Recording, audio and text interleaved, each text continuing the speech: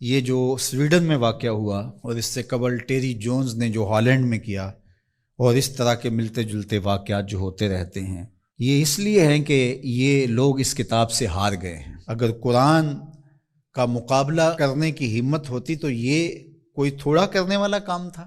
آزادی اظہار کی بات کرنے والے، بات بات پہ ڈائیلاگ مکالمے کی بات کرنے والے اس سطحیت پہ کیوں اتر آئے؟ اس لیے کہ قرآن کا مقابلہ ان سے ممکن ہی نہیں ہے، اور قرآن نے چیلنج کر رکھا ہے، اور یہ چیلنج آج کا نہیں ہے، یہ صدیوں سے چیلنج ہے۔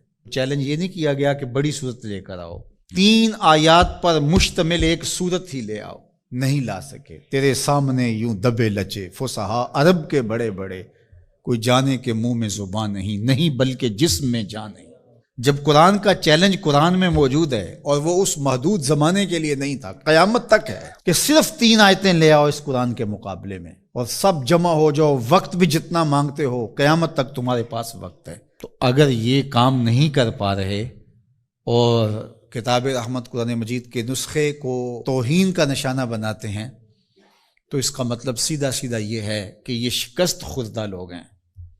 یہ جو مکالمے کی اور ڈائیلاگ کی بات کرتے ہیں، یہ صرف زبان سے اور منہ سے کرتے ہیں۔ آزادی اظہار کی بات کرتے ہیں تو 1450 سال قبل کی کتاب کو برداشت نہیں کر رہے، تو آزادی اظہار کس کا نام ہے پھر تمہارے؟ تو یہ شکست خوردہ لوگ ہیں، قرآن سے شکست کھا گئے، اور انہوں نے ان اپنی حرکتوں سے بتایا ہے کہ ہم قرآن کا مقابلہ نہیں کر سکتے۔ جب دلیلیں ختم ہو تو گالیاں دی جاتی ہیں، جب بات کرنا نہ آئے تو گریبان کو کوئی پکڑتا ہے۔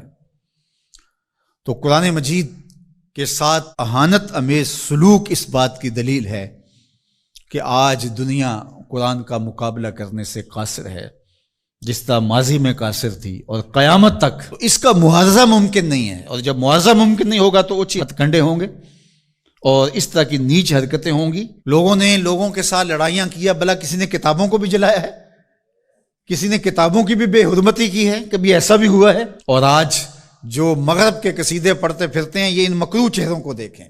تو آئیے میں اور آپ اس کتاب سے جڑ کر کے اپنی زندگی کو ان بلندیوں پر لے جائیں کہ پھر ہماری گرد راہ کو بھی کوئی چھو نہ سکے۔ لیکن افسوس یہ کہ یہ چیزیں ہمیں بیدار کرنے کی بجائے، یہ چیزیں ہمیں کھڑا کرنے کی بجائے، کتاب کے ساتھ جوڑنے کی بجائے، الٹا جو ہے وہ ہمارا غیظ و غضب اپنے اوپر ہی برستا ہے، اور پھر ہم جو ہے وہ دوبارہ وہیں بیٹھ جاتے ہیں جہاں ہم تھے، اور 1 انچ بھی آگے بڑھنے کے ہم کوشش نہیں کرتے۔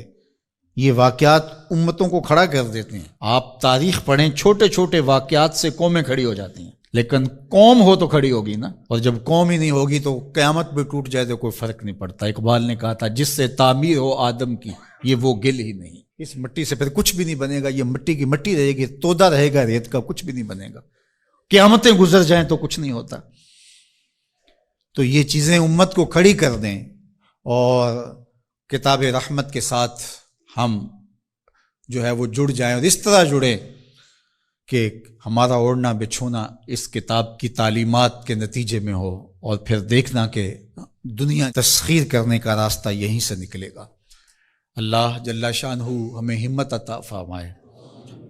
اگرچہ ہمارا دل بہت دکھا ہے اس معاملے کے اندر، اور اس وقت پیدر پہ ایسے واقعات ہوتے ہیں کہ ہمارا دل زخمی ہوتا ہے، لیکن ہم اس کا کیا کر سکتے ہیں جب تک ہمارے پاس قوت نہیں ہوگی، شوکت اور حشمت نہیں ہوگی۔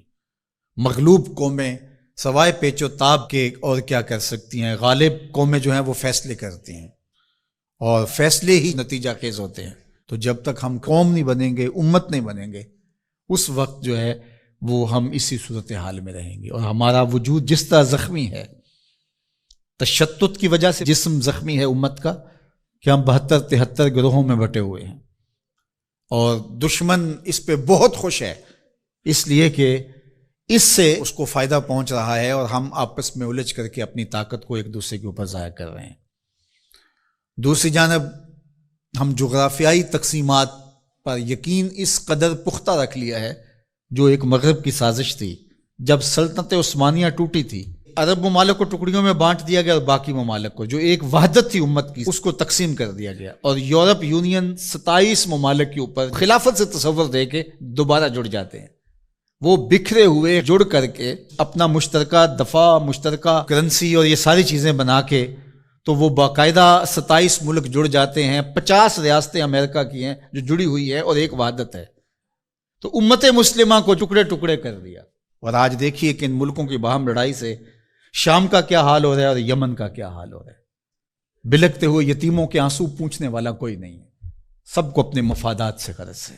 اور یہ امت اس وقت جس طرح زخم خوردہ ہے اور جس اذیت میں مبتلا ہے، کیا کہا جائے اور کیا بولا جائے۔ ہمارا دیش تو اسلام تھا، چاہے کسی بھی خطے میں رہنے والے ہوں، کسی بھی گوشے کے بسنے والے ہوں، لیکن ہماری شناخت علاقے بن گئے، جغرافیہ بن گیا، جبکہ ہماری شناخت علاقے اور جغرافیہ نہیں تھا، ہماری شناخت دین تھا۔ ہم سب سے پہلے مسلمان تھے۔